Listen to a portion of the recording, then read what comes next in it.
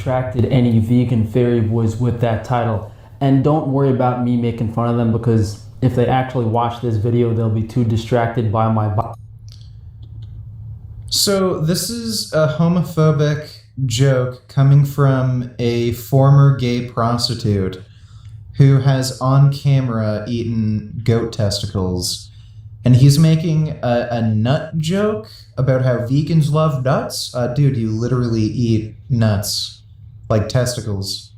And you've, like, sucked on dick before. Biceps to hear what I'm saying.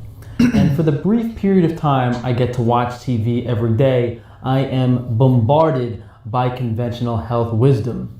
It's no coincidence that my parents had the 3 most popular nuts in their cabinet, as they've been brainwashed by that conventional health wisdom their whole lives. Let's see, does he have any links to research? No, of course not. Let's just increase the playback speed. They believe this stuff is genuinely healthy. Whole grains, eat your fruits and vegetables, red meat is the devil, don't look at an egg, your heart's gonna explode. Big Nut has a big load they need to sell, because just about every individual nut has their own advertising campaign. Irresistibly delicious, awesome juice. Heart health. So some of this stuff might sound familiar, but the principle is simple. I don't think these foods should be included in any diet in any considerable amount, maybe a few times per month in very small amounts if you have access to high quality, organic, specific types of nuts. You know, it's weird how the vegan boys know so much about nuts and loads, and they don't know which ones you should actually be eating. I guess they're not focusing on the... Yeah, organic doesn't make anything any less organic doesn't make anything healthier. In fact, with a lot of organic produce, tends to have less nutrition in it because they have to use manures rather than nitrogen-enriched fertilizers. The right kind, huh? From a natural procurement perspective, every nut and seed is far too labor-intensive to be considered a staple of every human diet. You know, the amount of farming and processing infrastructure we have set up now has made an unrealistic source of nutrition a staple in most people's diets. This is coming from a guy who orders meat from literally the opposite side of the planet that gets shipped to him. He orders meat from Australia for his free-range meat business, and then he's talking about how nuts are way too labor-intensive to be, like, you know, a staple of anyone's diet. Dude, you order food from literally across the side of the fucking planet. I'm pretty sure harvesting, like, almonds in California is quite viable if you're able to order meat from the opposite side of the globe. In nature, these trees are specific to certain parts of the world. Not every group of people has access to them. Even if they did, you know, the trees are only ripe small portions of the year, and you would guarantee the foraging animals, the hogs, the boars, would get to them first. You might only have a handful of these and probably spend more calories procuring them, cracking them open, than they would actually give you. You know, I mean, you're not going to beat a squirrel to a nut. What the fuck is he talking about? Like, nuts are extremely high in calories. Doing this, like peeling a fucking nut, doesn't burn many calories. Like, what is he talking about? Modern methods have allowed us to plant many trees in close proximity, use mechanical harvesting and processing to remove the calorically intensive labor aspect. Walnuts and almonds have a very hard outer shell that needs to be removed, whereas pistachios are actually... People have eaten nuts for thousands of years. I remember there was an ancient Greek Roman ruler who was obsessed with pistachios. Like, if these foods weren't viable for anyone to eat and you burn more calories than you get from them, like, people wouldn't have cultivated them if they had, like, no practical use. So this idea is just beyond stupid. And, like, again, this is a guy who orders meat from literally the other side of the fucking planet, and then he's talking about how only modern farming methods make it possible for you to eat nuts. Yeah, gee, think only modern farming methods are what make it possible for you to eat meat with every fucking meal, Frank. Realist guys. Actually the seed of a fruit that is inedible for humans, and there's been a whole lot of publicity about things like cashews requiring basically slave labor in other countries, but you never hear vegans talking badly about their cashew bullshit salad dressing, do you? Although you could argue that most plant foods in general are unrealistic to procure compared to caloric nutrition from animal foods, especially things that are easy to... Yeah, fine. harvest like shellfish, vegetables or grains are far more practical than nuts, actually doable with hand tools and work animals. And before we even get into the nutrition, paper value vitamins and minerals, plant-based fatty acids that don't actually work, we have to consider how the nuts are grown and stored. This isn't going to be a normie video about calories or fats.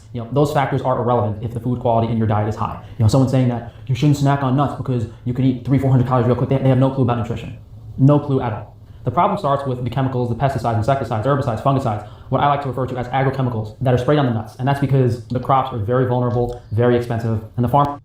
This is all gobbledygook. Please provide evidence that any of these agrochemicals are harmful to human health in normal quantities you'd be exposed to. Farmers use those no evidence for chemicals, this. toxins, video. So I'm just going to go on about... So if you go organic to eat... What was that article right there? The real reason almonds are destroying California. Something to do with water. Most of California's water is actually gone for alfalfa. Let's see. For the nuts tested, 25% samples, multiple residues containing more than 2 pesticides. Cumulative risk for the pesticides were 8.4. So what does it mean by risk? What is this? 29 pesticides, including organophosphates, blah, blah, blah. So this is in China. Short-term risks for the tested nuts were below 1.2%. Highest long-term risk was 12.8%. So Frank just decided to show the abstract because he doesn't want anyone reading the actual study.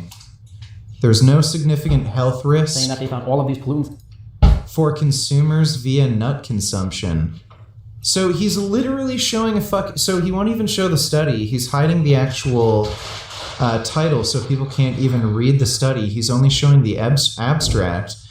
But he's trying to claim that nuts are harmful because of pesticides, but literally right there in the abstract it says there was no significant health risk for consumers via nut consumption. I think this is just exposure for people working with these pesticides.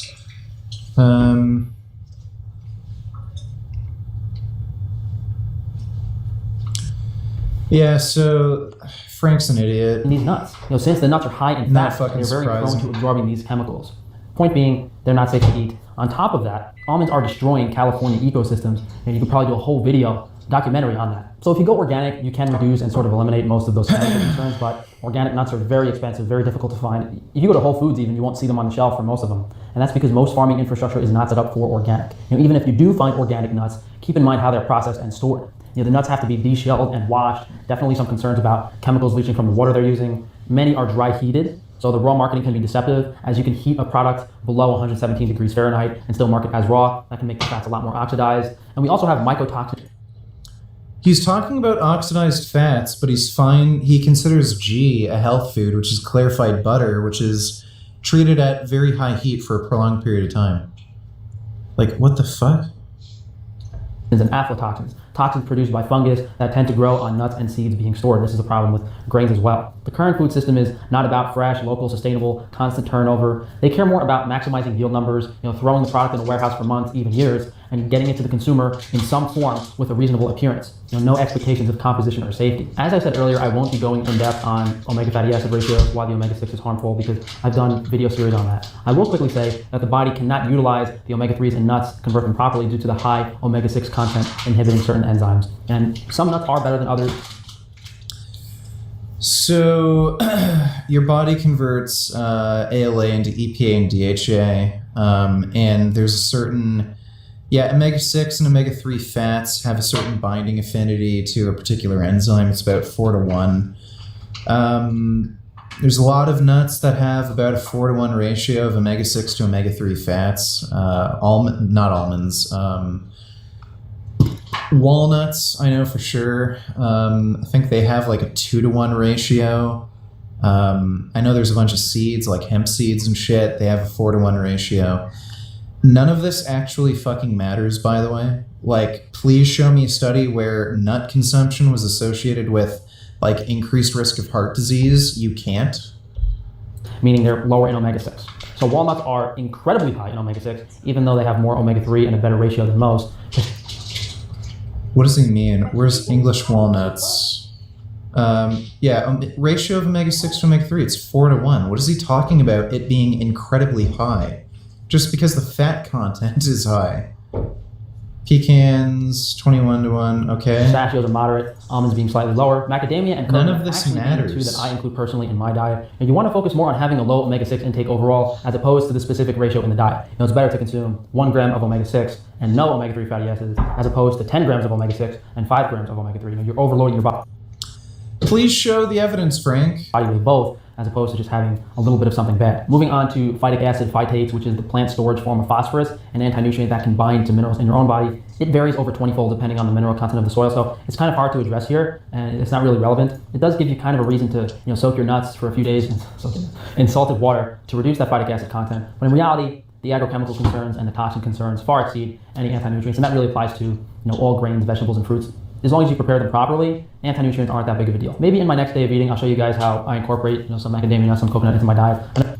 Oh, that was brutal. So, incredibly retarded bullshit from Frank, as usual. No, Finn. So, I think I will open up the Discord